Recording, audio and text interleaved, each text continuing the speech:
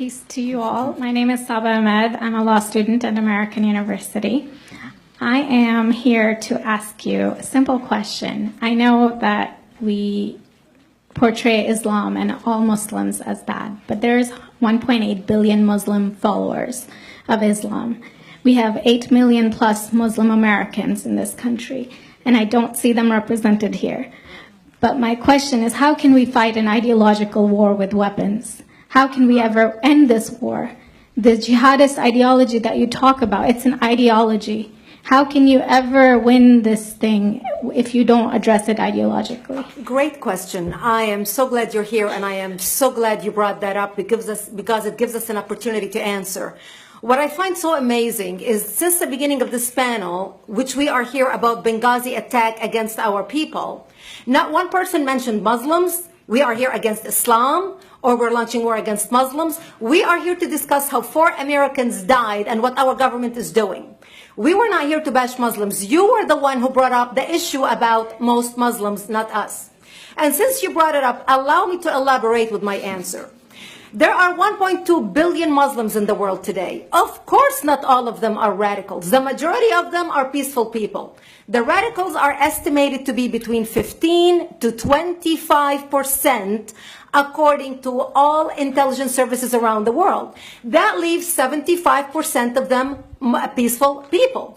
But when you look at 15 to 25% of the world Muslim population, you're looking at 180 million to 300 million people dedicated to the destruction of Western civilization. That is as big of the United States. So why should we worry about the radicals, 15 to 25%? Because it is the radicals that kill. Because it is the radicals that behead and massacre. When you look throughout history, when you look at all the lessons of history, most Germans were peaceful. Yet the Nazis drove the agenda. And as a result, 60 million people died. Almost 14 million in concentration camps. 6 million were Jews. The peaceful majority were irrelevant. When you look at Russia, most Russians were peaceful as well.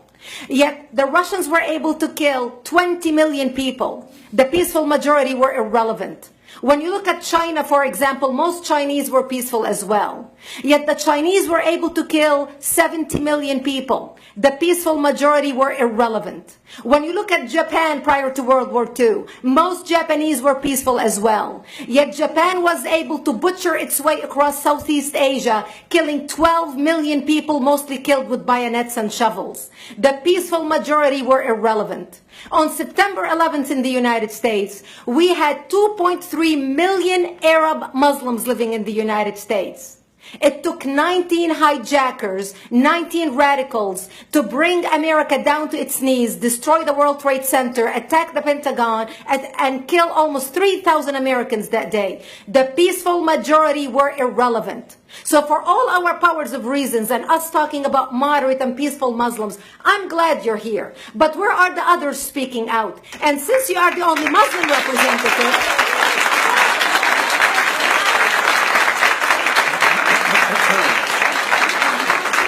applause till the end.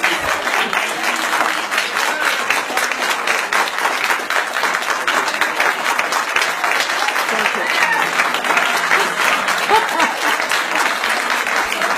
Thank you.